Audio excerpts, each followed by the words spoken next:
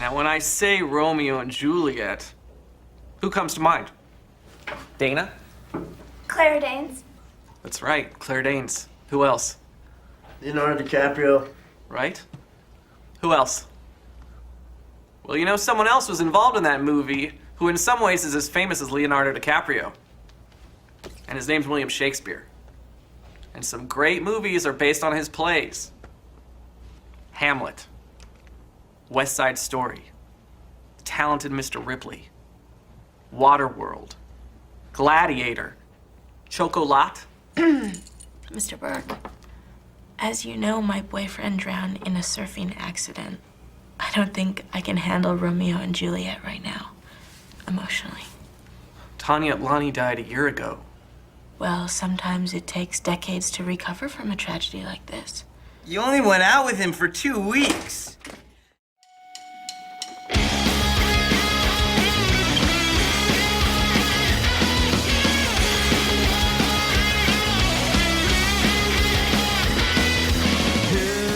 Welcome to the Contrarians, where we are right and you are wrong. I'm Julio. And I'm Alex. Here on the show, we rage against the Rotten Tomatoes machine.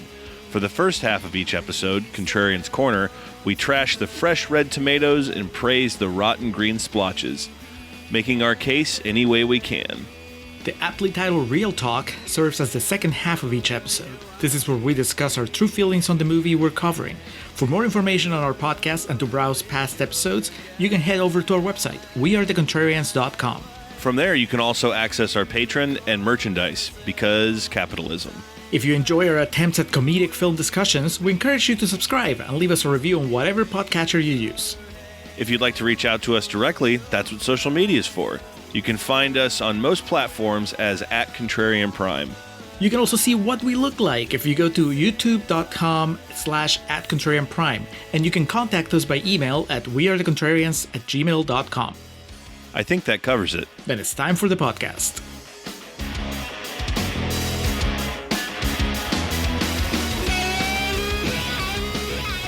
And we are recording for Contrarians Corner for Romeo plus Juliet. William Shakespeare's Romeo plus Juliet. Dude, yeah, when I was watching it today, amongst the things I didn't roll my eyes at in the opening credits was I forgot that it was William Shakespeare's Romeo plus Juliet. Hello, and welcome to the Contrarians, where we're right and you're wrong. My name is Alex, joined as always by, I guess, the Leguizamo. I'm certainly not DiCaprio, so I'll say Zach Orth. The Leguizamo to my Orth. I'll take that. Man, I don't. How about is it Bradford? Jesse Bradford?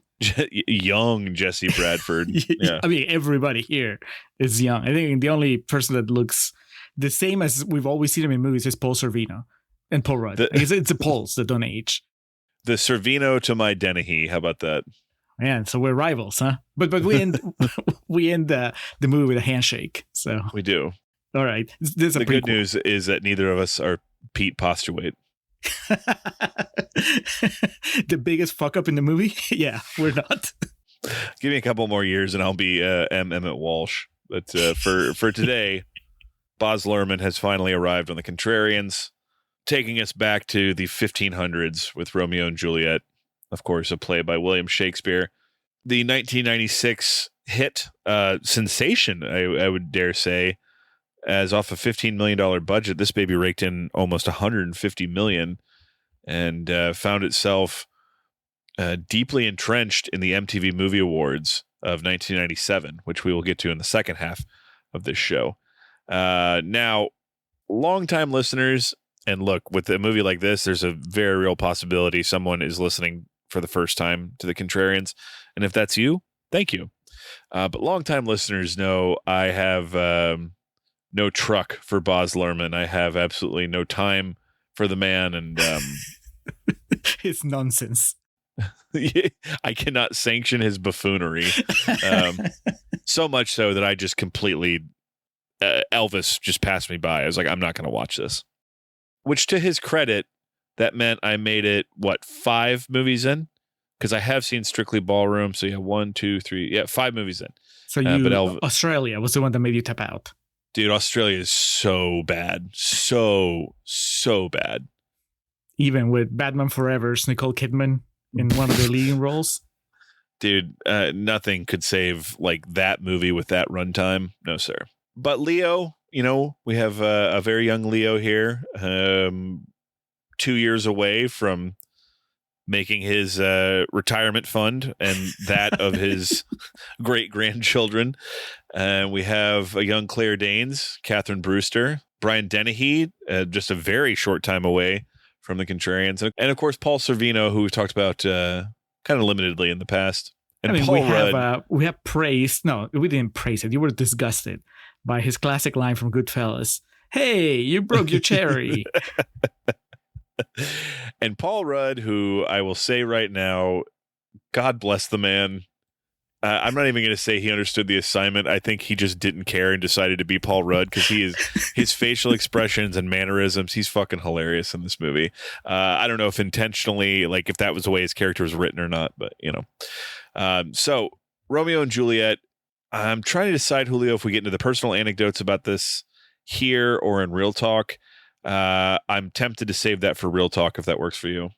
That works for me. I think that what we can do here just now for anybody that's not aware, or maybe people that may have forgotten or may have not made the connection, is confirm that this indeed is the final chapter in the Romeo and Juliet trilogy for the Contrarians. We started with Shakespeare in Love, which is kind of like the origin story of the play. Mm-hmm. And then not that long ago, we did West Side Story, which is the half Hispanic, half white trash version of the play. And now here we are, Romeo and Juliet seen through the lenses of an Australian filmmaker, but set in, if I'm not mistaken, Alex, Florida, right? Verona Beach. I mean, it's not Italy. And I did a quick Google search and it said Verona Beach was in New York. And I was like, that's not New York. That's Florida, right? I mean, the Hawaiian shirts there, kind of a dead giveaway. I mean, the overall behavior from everybody here. They're just Florida man headlines, scene after scene. Well-meaning priest accidentally murders 2 teenagers.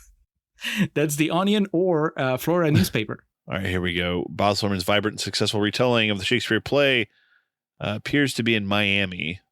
It was actually filmed in Mexico City. But yeah, I think you're safe with your bet, Julio. All right, so where are we at here on Rotten Tomatoes? I believe this was in the 70s. Looks like we have a 74% rating on Rotten Tomatoes based on 69 reviews. Nice. And then a 77% audience score, the Popcornometer, based on over 250,000 reviews. So a little bit higher than what we typically do here, but we're going to be treating this as it still is a very vibrant red tomato, fresh. So we'll be treating it as such here in the first half of the podcast. Julio, which quotes did you pull for us? 2 households, both alike in dignity, in fair Verona, where we lay our scene.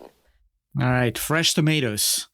Fresh from the Rotten Tomatoes website. I'm going to start with Ray Green from Box Office Magazine, who says, as perhaps the most kinetic and visually daring major studio film of the year, R+J is almost sure to be remembered as the turning point for a brazen new cinematic talent, Luhrmann's. How much of a douchebag do you have to be to call it R+J? Dude, what a fucking asshole. Not even going to go into that. Yeah. Well, I mean, it is Luhrmann's big splash into Hollywood, right? Because Strictly Ballroom, which I haven't seen, Alex. Yeah. I haven't seen Strictly Ballroom, so I am kind of shaken that you have seen more Baz Luhrmann movies than I have. No, we're equal because I've seen Elvis. So, but still, I haven't seen the first one, but that is kind of his Australian debut. Mm-hmm. And then he was US, here I come, bring me your most beautiful actors, and I'm going to just reinterpret Shakespeare. So yeah, that's a turning point for this cinematic talent, Baz Luhrmann. Next, Peter Travers from Rolling Stone says, Luhrmann and his 2 bright angels have shaken up a 400-year-old play without losing its touching poetic innocence. 2 bright angels. I guess you can call them that back then because they were so young and innocent. Like DiCaprio, both of them, really, him and Claire Danes, they look like children, right? It wasn't me just yeah. It's kind of what I was asking about Batman Forever last episode, where I was like, give me a Robin that's an actual child. And Baz Luhrmann should have directed The Batman two Forever. young angels, though, I thought he was referring to Pete Postlewaite and Christina Pickles. No, it's Paul Sorvino and Tommy's dad. And Jamie Kennedy, of course, would have fit into that joke somewhere, because this is before Scream, so he's not, known around the block quite yet. He's still trying to make his mark, trying everything. Man, I just realized he kind of disappears from this story, doesn't he? Yeah. Such is the tale of Jamie Kennedy. Next, Mel Campbell from Screen Hub says, Luhrmann's style simply defibrillates Shakespeare's text. For me, it's the overblown carnality that makes it such a perfect adaptation of the source material. Oh, I'm fucking bored.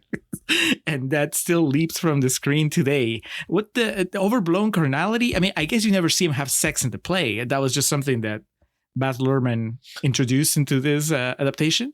Interesting kind of bit of trivia about the carnal aspect of this movie that we'll circle back to in the second half. Will you remind me to bring it back up? All right. I mean, I'm sure I won't forget, because this movie's so sexy. It's I'm surprised that more critics didn't mention it. When fucking Bradford tells Leo that she's dead, I started laughing out loud, not at the news, but he like runs away and he's just like nips out. Like, he's got one nipple out of his Hawaiian shirt as he's crying and falling to the ground. All right, we're going to close with Scott Renshaw from rec.arts.movies.reviews, who says, an exercise in such sheer audacity that you will probably want either to stand up and applaud director Baz Luhrmann or smack him in the head. We're going to be doing the latter in Contrarians Corner. And something very important to just call out now, because I imagine several of those reviews were contemporary. Look, no one had seen Strictly Ballroom, and we also didn't have what followed. Yep. So it's hard for me to watch this and put myself in that frame of mind, because I don't like his other movies. So, and I have seen this before. I watched this in school. And that's what my wife said. She said, is that Romeo and Juliet? And I'm like, oh, you've seen it? She said, in school, 9th grade. For me, it was 7th. And we'll talk about that in the second half. But now I just know how eye-rolling I find his presentation of film and just the way he makes movies. And I do appreciate that Leo came back to, one of the taverns that made him, so to speak, with Great Gatsby. But dude, I was trying so hard to just be fresh-brained with this. But from the jump, my first note is in all caps in Fair Verona, the way the movie starts, and then it says "fuck off." Like, that's my note that I have here. I don't think that's Luhrmann. I think that's Shakespeare, Alex. No. It definitely is Shakespeare, but the way he presents it here, as though, like, dude, the opening of this movie, the first 15 minutes of this movie are like an extended trailer for the Romeo and Juliet movie. It's yes. With the title cards. The title cards and like introducing the characters as the characters and shit. Yeah. Oh man, I was struggling from the word go, and I assume that was the last quote. By the way, you said that was the last one, right? It was the last quote. And okay. I guess as we go into Contrarians Corner, I want to point out that everything you said, it's accurate, but it works both ways, because I think that this movie was a lot more impressive when you hadn't seen everything else that he'd done, right? Because like you said, most people hadn't seen Strictly Ballroom, so this was their first exposure to Baz Luhrmann's style. But once you've seen stuff like Moulin Rouge, as extreme, like as wacky as this Romeo and Juliet is, it's actually not as balls to the wall as Moulin Rouge. So he can't even win that way. It's like, yeah. And I want to call out too, again, this is 1996. And if we look at the movies from that year that were nominated for Best Picture, English Patient, Fargo, Jerry Maguire, Sex and Lies, and Shine, having seen, I believe, all but one of those in my lifetime, I can tell you they're all superior movies, but this is radically different. Yeah. And the one thing, the biggest thing to kick us off here that I didn't remember was that Zach Orth is in this, who I don't think that means much to you. It might not to anybody here, but as a diehard of the Wet Hot American Summer franchise, that's J fucking J. That's one. I think that's my third note here in my my notebook. It was fucking crazy. No, I'm sorry. My third note is, why did I do this? And then it says J fucking J. So Paul Rudd and JJ in this, a reunion, Andy and. So Baz Luhrmann's a big Wet Hot American Summer fan? Is that what we're getting at? Paul Rudd and Zach Orth would eventually become, part of the cult of David Wayne.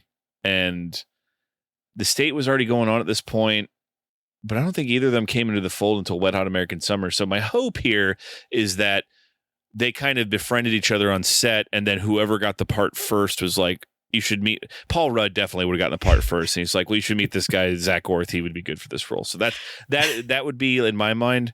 I'm already like stating this as fact in my brain. So that's the positive that came from Romeo and Juliet. It is canon. It is accepted. You know that what you need to do is you need to buy the Romeo plus Juliet DVD and check out the special features, where one of them is Paul Rudd giving a tour of the set. And at some point he runs to Zach Orth and was like, hey, I got this guy the job, by the way. I need to see if Zach Orth has a cameo so I can ask him the question, and we can start the next episode with that. Yeah. All right. All right. So point being, for all of my built-in animus towards the filmmaking style of Baz Luhrmann, watching this movie in 1996 was probably like, whoa, what the fuck's going on? Well, one last point, Alex, before you start the recap. Would you at least give him the credit of not putting his name above Shakespeare's in the opening sequence? Like, he doesn't pull a Nicholas Winding Refn, right? Dude, he gets credit where credit's due. That's a good call. I mean, this is obviously a retelling and a new vision. Like the poster, just looking at it now, with all the guns drawn and everything, and then fucking Leo and Catherine Brewster kissing in the middle. It's something to consider. Like years later, after Australia, would he have done Baz Luhrmann presents William Shakespeare's Romeo plus Juliet? Yes. No, even worse is Baz Luhrmann's Romeo and Juliet, and then in parentheses, based on a William Shakespeare play. Dude, Nicholas Winding Refn would do Nicholas Winding Refn presents Romeo plus Juliet, and then he would give the story by credit to William Shakespeare. Inspired by an idea from William Shakespeare. Two households, both alike in dignity, in fair Verona, where we lay our scene. All right. In Verona Beach, the Capulets and the Montagues are two rival business empires. The animosity of the older generation, Fulgencio and Gloria Capulet and Ted and Caroline Montague, is felt by their younger relatives. A shootout occurs between Montague Benvolio, Romeo's cousin, and Capulet Tybalt, Juliet's cousin, creating chaos in the city. The chief of police, Captain Prince, arrests Benvolio and Tybalt before reprimanding the families, warning them that if such an event occurs again, their lives, quote, shall pay the forfeit of the peace. So this movie starts with like this fucking gas station shootout with Jamie Kennedy and John Leguizamo. And Detective Soap from Punisher Warzone. Deep cut, my friend. Dude, the most fun you're going to have with Baz Luhrmann's Romeo and Juliet is going through IMDb, trying to figure out where you know that guy from. Because that was a journey I took several times while watching this movie. That guy is Detective Soap, and then the Prince, who's really like the sheriff, the chief of police, whatever. He is Ben Urich in the Netflix Daredevil series. And then much later, like, and that is Jesse Bradford. I don't know the moms though on either side. Do you? Dude, Christina Pickles, absolutely.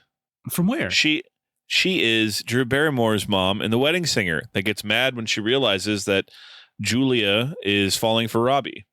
And here she gets mad when she realizes that Juliet is falling for Romeo. I see the connection. Somewhere James Cameron was watching this movie and he's like, well, hold on. I can do something with this. Let's do it in the water. Paul Sorvino's wife. Who is that? That is Diane Verona.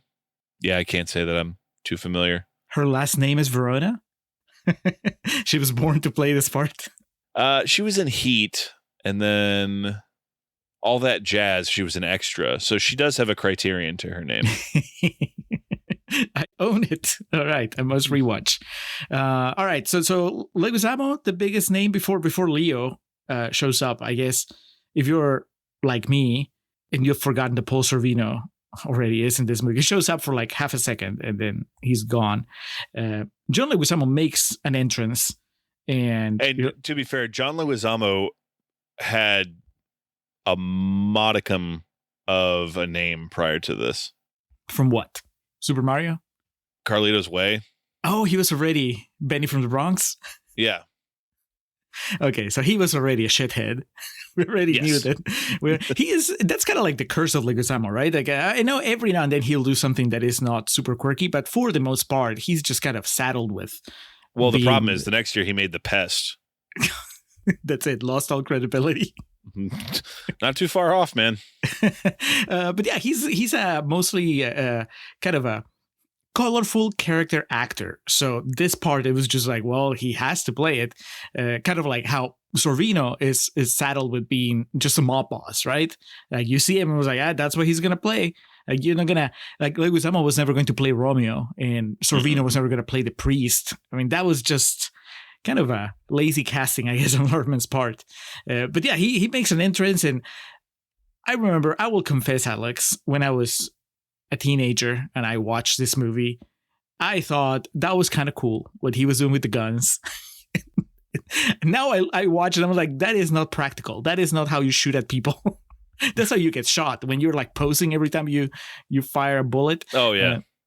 But the way that he's doing here, he's kind of like doing the I don't know when was the last time you watched The First Blade, but Wesley Snipes with his swords and blade is the same thing that Leguizamo is doing with his guns here. It is so stylized that you can't take it seriously, and I guess that's the point. You're not supposed to. But I was like, I can't believe that anybody's in danger ever. So considering that eventually one of the biggest plot points in the movie is that somebody gets killed. In fact, 2 people get killed. I don't think that Luhrmann did a good job kind of setting the stakes and showing us that this was some real shit that was happening in the streets of Miami. I believe that Jamie Kennedy's a coward and doesn't know how to shoot a gun, but John Leguizamo is just taking way too much time here. And then I thought Zach Orth got killed in the beginning, but he just shows back up later in the movie. Yeah, it's weird. That goes to my point, right? Because even Detective Soap gets shot too, but all the shot just knocks the gun off his hand. And I guess something similar happened to Zach Orth. His head like hits back, but I guess it didn't. It was a flesh wound. Baz Luhrmann forgot. And then Zach Orth just showed up to shoot him the next day in like costume. Like, can I still be here? He didn't have the heart to tell him that he was dead. All right. You're Paul's friend. Come on. Somewhere in all of this opening fucking trailer of the movie, we get Paul Sorvino and Paul Rudd in a sauna together. I popped for that. I was like, all right, now we're in business. It's a big close-up of Sorvino. Paul Sorvino looking old and Paul Rudd looking exactly like he does today. Yeah. Sweaty with the hair all over the place, Paul Sorvino. I just watch him now and I'm like, that's Mira Sorvino's dad. Show some respect. His best work was not in front of the camera. It was creating Mira Sorvino. Jesus. I'd watch, the creation. For history, for historical preservation. Call it the Italian bunny.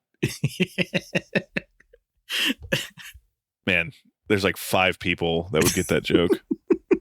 Benvolio and Romeo learn of a Capulet party that evening, which they decide to gate crash. Romeo agrees on hearing that Rosaline, with whom he is madly in love, is attending. Or Rosalind, I can't remember how they say it in the movie. Rosaline, because I was like, that's Rosaline. weird. That's a weird way of saying Rosaline.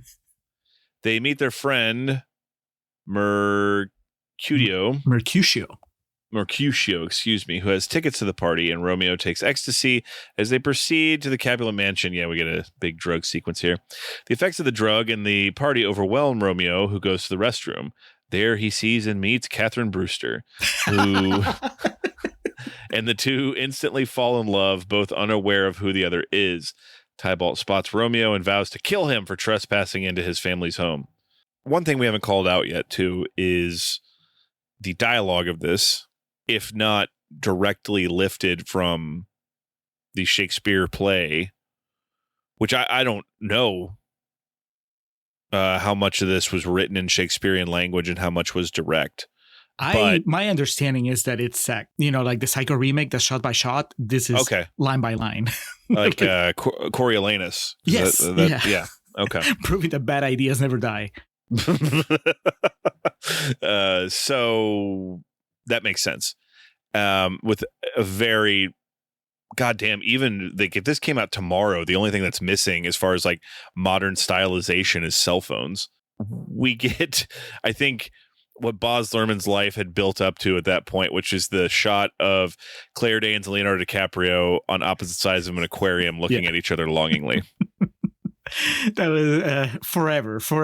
They look at each other forever. And I get it that the producers, I don't think Luhrmann was into this, but whoever financed the movie was really pushing for the whole, we got to make Leo the teen heartthrob no matter what. And I guess whatever the equivalent is, for actresses, that was what they were going for with Claire Danes. We're going to light them perfectly.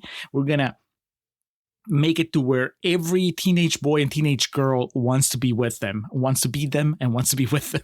That's the only reason why I can see that it would take so long for them to move the story along. This is like they meet, and then they meet again, and then they profess their love for each other, and then they do it again, and then they separate, but then they come together again. It's like, if you add it all up together, this movie is probably 50 minutes at least of Leo and Claire Danes saying I love you to each other. But because it's William Shakespeare, it takes him like 80 words to say I love you.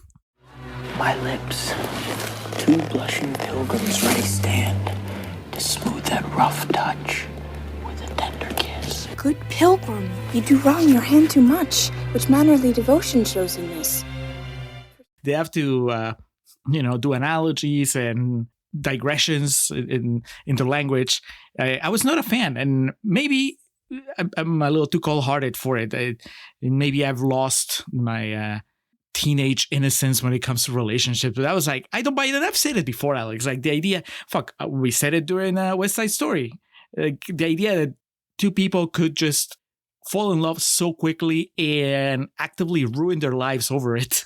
It's just, I can't buy it. No matter whether you're speaking with modern language or Shakespeare language, it's still too far for me. Too much of a reach.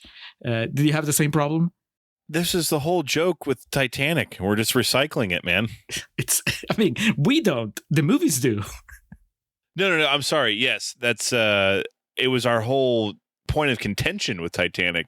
It still is to this day. And Titanic would probably land in my top 50 movies of all time. Like, you knew him for 12 hours, man. What's going on? In this, they know each other for 2 days and they get married? I guess Shakespeare is to blame for this, right? He predates everything. So he started the trope, and then other people picked up the ball and ran with it. To be fair, in the 1500s, people still thought the moon was like a wheel of cheese and the earth was flat. So, And they were getting married that young. Yeah, I was about to say, and the average life expectancy was 37. So I think they had to move it along a bit quicker. Like that Juliet, she's got to be an old hag soon to get her married. Alex, you surprised me a couple episodes ago. No, it was during After Hours when you recognized Hurley from Lost. Did you recognize Michael from Lost in this movie? It's the guy that plays Mercutio. Harold Perrineau, I think that's his name. He's kind of like a well-known actor, kind of like a dad guy, I guess. Oh, dude, you're talking about Link from The Matrix. Yes, yeah. Yeah. Okay. Well, he's Michael from Lost. That's the most famous and infamous part of his filmography because he was written out of the show.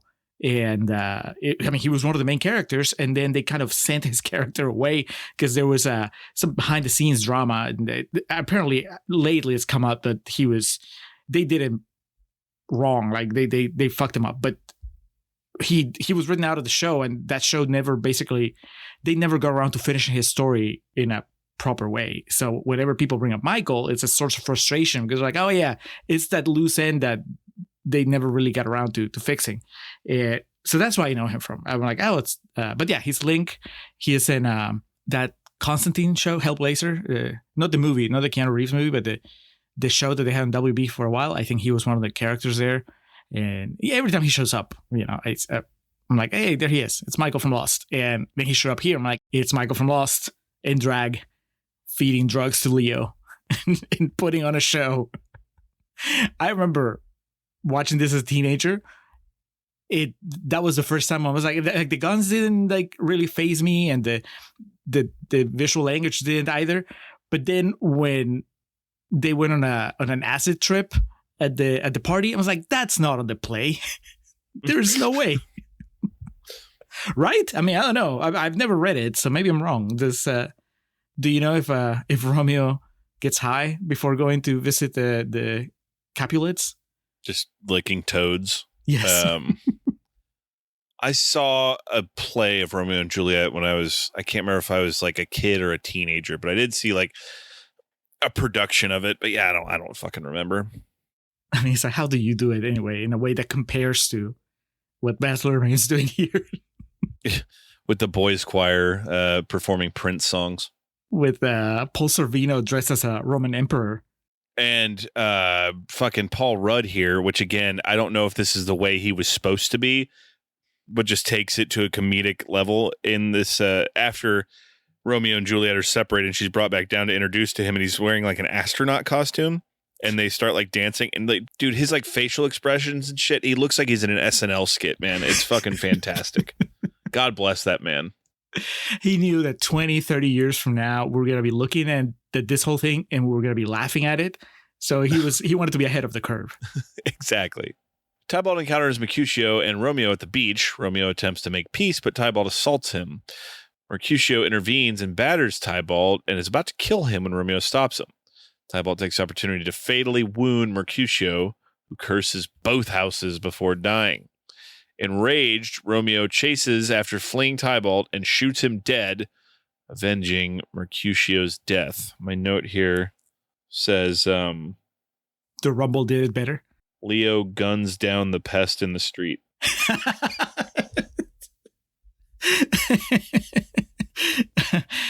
It's funny because, like I said, my wife was in the kitchen kind of watching in and out, and she said, is this where Mercutio gets stabbed?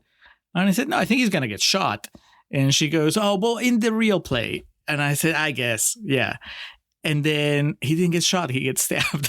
And I was like, oh, well, Kelly, you were right. Well, the fucking guns they use in this movie did not exist in the 1500s. So I believe that. Yeah. It's pretty funny, too, because if you go downtown Miami right now and you start talking like any character for this movie, they'll gun you down in the street. So, so I've probably the most uncomfortable moment while watching this movie for me was when Leo kills John Leguizamo, and then he falls to his knees and he has his I have no shame moment. And he screams, I am fortune's fool. Because that's when I realized that I've been quoting that line wrong for, I don't know, more than 20 years now. I'd always thought it was, I am destiny's fool. And not that I do it all the time, but every now and then I'll just be like super dramatic and I kind of like drop it to see if anybody catches on. And I'll say like, I'm destiny's fool. And now if nobody got it, I know why, because that's the wrong line. In my defense, I'm destiny's fool, I think sounds better. Bart's teacher's name is Krabappel. I've been calling her Crandall. I am fortune's fool!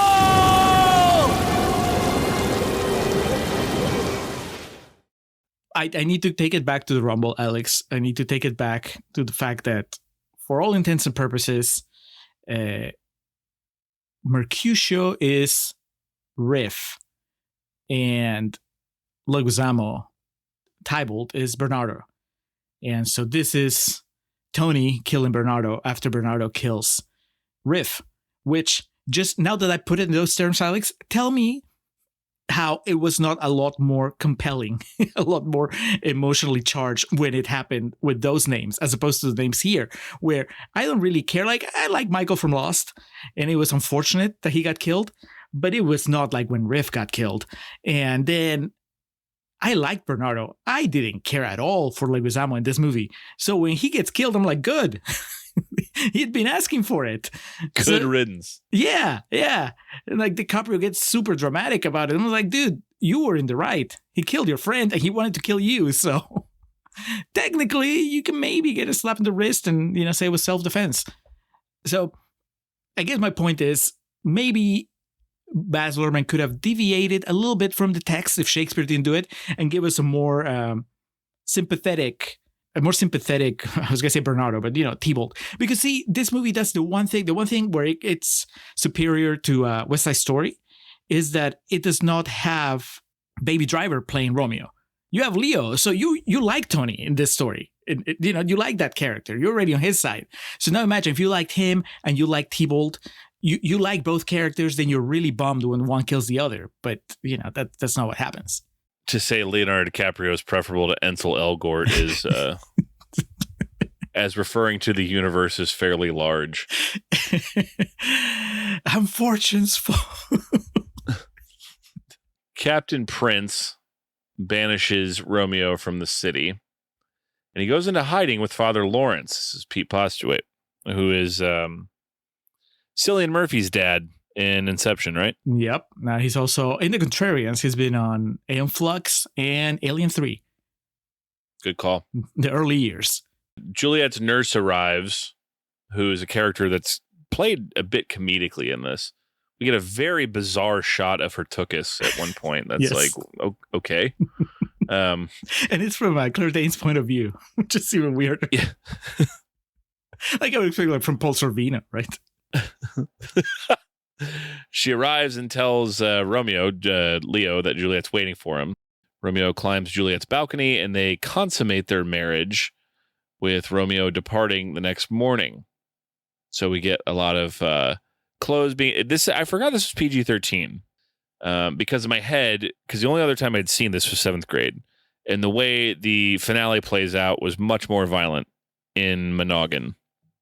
And so... Oh, man. What were you expecting? I'll get to that. So a lot of, shots of shirts getting taken off, and then they wake up in the morning and they do the 90s, 80s and 90s, the famous, they pull the sheet over each other and are kind of cuddling underneath while the sunlight's coming in and whatnot. This was romance in the 90s. It was. I mean, I watched plenty of movies like this, so I remember at certain points in college being like, do girls like want me to pull like the sheet over and like talk longingly to them? No, they want you to be a Leo DiCaprio. Well, no shit. Yeah. And I do look like Leo if he got a head start and ran into a brick wall going 50 miles an hour. But, Leo, of course, looking beautiful in his Hawaiian shirt after a night of coitus, and Claire Danes is just completely taken by him. Her cousin just died. But, Leo's got that good. Murder, the ultimate aphrodisiac. Meanwhile, Fulgencio decides Juliet will marry Dave Paris. This is Paul Rudd, the governor's son. The next morning, Gloria informs Juliet that she is to marry, this is her mother, that she is to marry Paris, and when Juliet refuses, Fulgencio physically assaults her and then threatens to disown her. I have in my notes here, Paul Sorvino rage. Dude, he fucking... It's so sudden. I don't even know if he knew the cameras were rolling. I think they just like fucked up his breakfast and he like stormed onto set and was like, "Where's my fucking poached eggs?" Sudden is right. This was kind of out of nowhere, and I obviously was paying attention, taking notes. But I remember saying out loud, like, "Holy shit!" Like I forgot there's this part where he's like strangling Claire Danes, and then like does the thing where he threatens to backhand the nurse and shit. It's pretty crazy. His inner Polly came back out. I was like, I've been the clown in this movie for way too long. Leguizamo is running away with it. I need to reassert myself. I liquefied garlic in the pan for this shit. Poor Claire Danes hasn't even seen Goodfellas. She's like, she doesn't know what happened. Who is this guy? Juliet runs away and seeks out Father Lawrence, imploring her to help him while threatening to commit suicide. This was more hardcore than the Paul Sorvino scene. Dude, oh yeah, she pulls a gun on Pete Postlewaite and she's like, thou shalt kill thyself, that shit. And I'm laughing because I know what follows up here, so let me get through the end of this paragraph and then I'll circle back. Father Lawrence gives her a potion that will let her fake her own death, after which she will be placed within the Capulet vault to awaken 24 hours later. Father Lawrence vows to inform Romeo of the plot via overnight letter, whereupon the latter will sneak into the vault and once again reunite with Juliet. The two will escape to Mantua, a remote trailer in the desert where Romeo has been hiding out. Romeo does not see the delivered letter, however, and believing Juliet to be dead, buys a vial of poison from an apothecary. It's a very disrespectful way to bill M. Emmett Walsh, man. That guy's been around for a hell of a long time. All right, so obviously a lot to break down here. But one, how'd they get the funeral ready that quick, man? They just had like her dress, and I guess people died so regularly then they always had what they were going to wear ready, and you know the chapel on call. Yeah, there you go. But the reason I'm laughing is we obviously had a grand old time with Hereditary with this idea, and in this they literally have Pete Postulate look into the camera and explain the plot of what's about to happen. Whilst it behind, like he's like, when they shot this, he was in front of a green screen because behind him they're showing clips of like what is possibly going to happen in the next sequence of the film. I just said, what does my note here say? Says big exposition Pete. That's the note that I have here. Julio, you watch this. It's literally like. It's like 60 to 90 seconds of him explaining like what the preferable conclusion of this movie is going to be. Look, we should just be grateful that they gave it to Postlewaite and not to an actor that couldn't pull it off. Like, can you imagine they give it to like Zach Orth? No, Jamie Kennedy. Yes. Now, when the bridegroom in the morning comes to rouse thee from thy bed, there art thou dead. Thou shalt be born to that same ancient vault where all the kindred of the Capulets lie, and in this borrowed likeness of shrunk death thou shalt continue 24 hours, and then awake as from a pleasant sleep. I honestly, what I got hung up on was how quickly he came up with this plan. It was like he already had it. You know what I mean? Like, it's so outlandish. But there was no way for him to know that this was going to happen, that Juliet was going to come up to him with a gun and say, I'm going to kill myself. And then he's like, hey, how about we do this instead? And he lays it out like he's been working on it for a week. He already has the potion ready. He's ready to go. Like, was he just waiting for the opportunity to put on this crazy plan in motion? He was like, I was waiting for him at any moment to go patent pending. Yes. And of course, normally you would say it's so crazy, it might just work. But of course, it's so crazy, it of course doesn't work. Like, we know it. Shakespeare must have known it when he wrote it. Like, it's so outlandish. It's so contrived. And also, Alex, I want to say we called it out when we did our Patreon episode on, what was that? The movie with Denzel and the Shakespeare adaptation with Emma Thompson. Oh, Much Ado About Nothing. Yes. When we did our Patreon episode, Much Ado About Nothing, do you remember that at some point the bride character there fakes her own death? And we're like, yes. Man, Shakespeare just had like the one trick. two trick Willy, man. Yeah. He had him up his sleeve. I do love the idea, though, that in the 1500s, the concept of like faking one's death, or just the idea of there's this thing that can temporarily stop your heart, people thinking about that, and then he's a witch, get him. I do want to call out, this has nothing on the escape scene in the A-Team, in which Liam Neeson smokes that cigar that temporarily stops his heart, and he gets put into the incinerator and breaks his way out. But then the face, like Bradley Cooper forgets to send a letter to Murdoch, letting him know that it was all a ruse, and then Murdoch ends up shooting himself in the head. That's the director's cut. Rampage shows back up and tells Bradley Cooper, I saw him. He's dead, man. Romeo enters the church where Juliet lies and consumes the poison. The thing I remembered about the vial of poison he gets from M. Emmett Walsh is it looked like one of those samples of cologne you would get at Sears back in the day. I remember watching that in 7th grade, being like, man, I use that to gussy up for the dance every 2 months. You're walking past them all, and M. Emmett Walsh just hands you, hey. Want to kill yourself? Here you go. Just as Juliet wakes up, distraught over Romeo's death, Juliet picks up his gun and shoots herself in the head, falling down beside his lifeless body. Romeo's body is taken inside an ambulance with a crowd of spectators and reporters observing the incident from behind the police line. When the parents of both Romeo and Juliet arrive on the scene, Captain Prince approaches their fathers and berates them both for the death of their children that their foolish brawl caused. He's had enough. Shame. He certainly has. There's that part where they get in like a shootout with Leo. And they got like a chopper and everything and a sniper on the case and shit. Yeah. I was watching that and I was like, what is this on the play? Like, what's happening in the play during this sequence? Because there's no helicopters, there's no guns. Is it just like a big sword fight while he's trying to make his way into the church? Slingshot. It's just him running in place on stage. I don't know if it's supposed to be funny. I hope it isn't, but it is anyway. Just the idea that Pete Postlethwaite wakes up in the middle of the night thinking, man, you think maybe I should have overnighted that letter?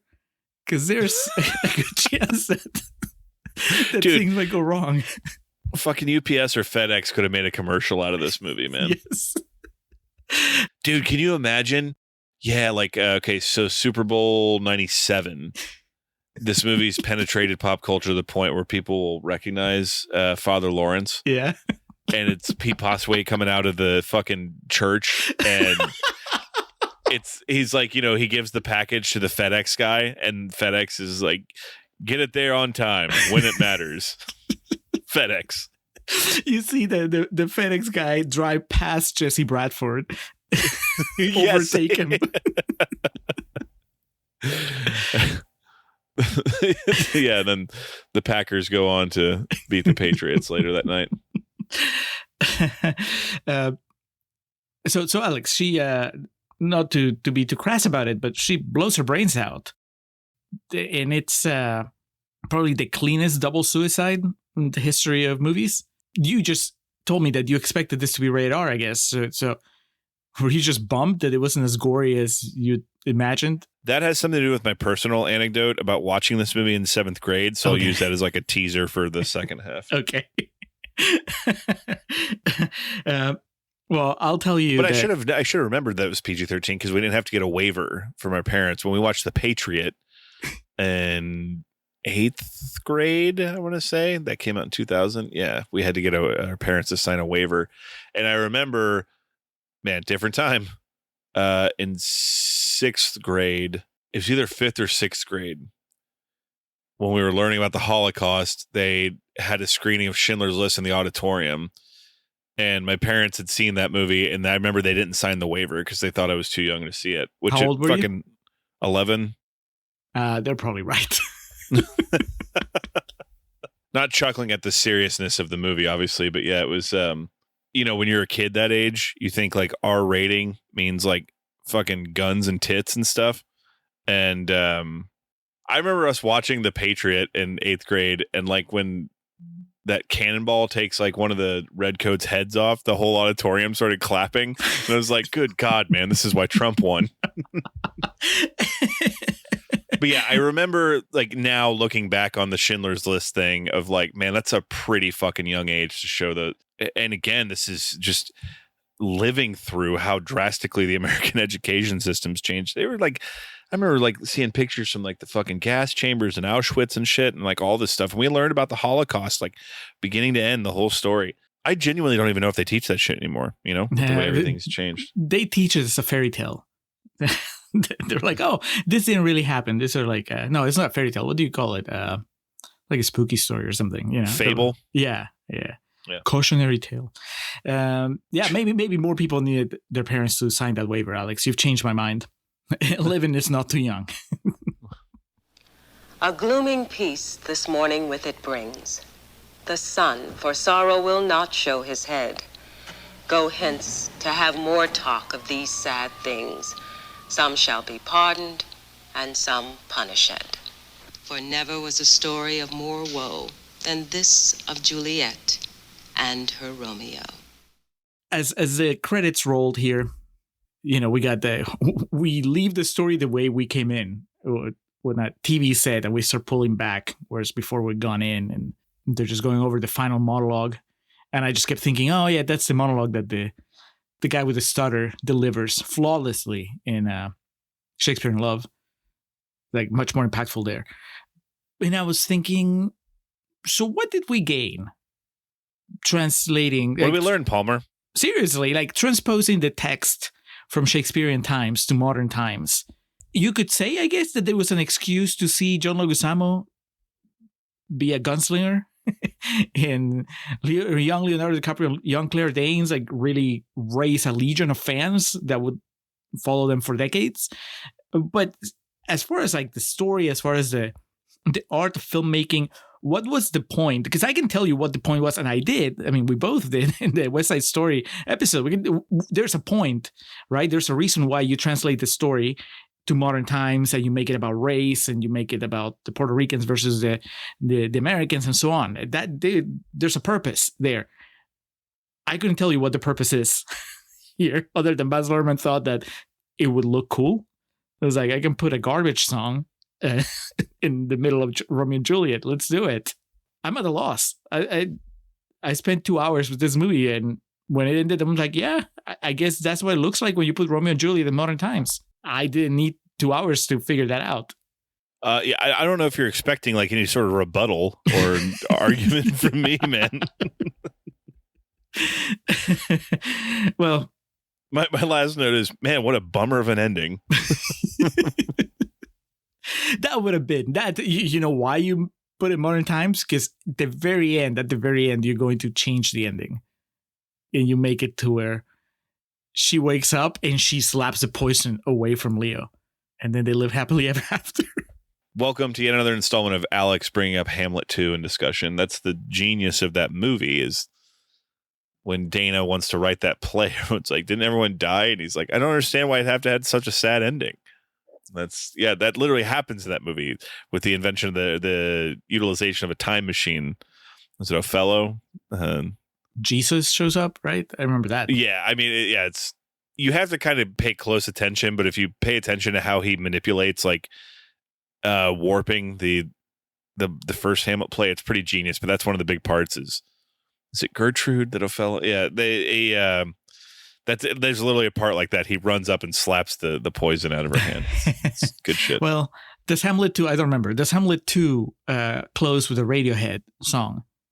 Because that is the ultimate 90s nail in the 90s coffin. Yes, to your point. No, it does not close with a Radiohead song. It closes with that line that the tourism board of Tucson was really mad about. Yeah.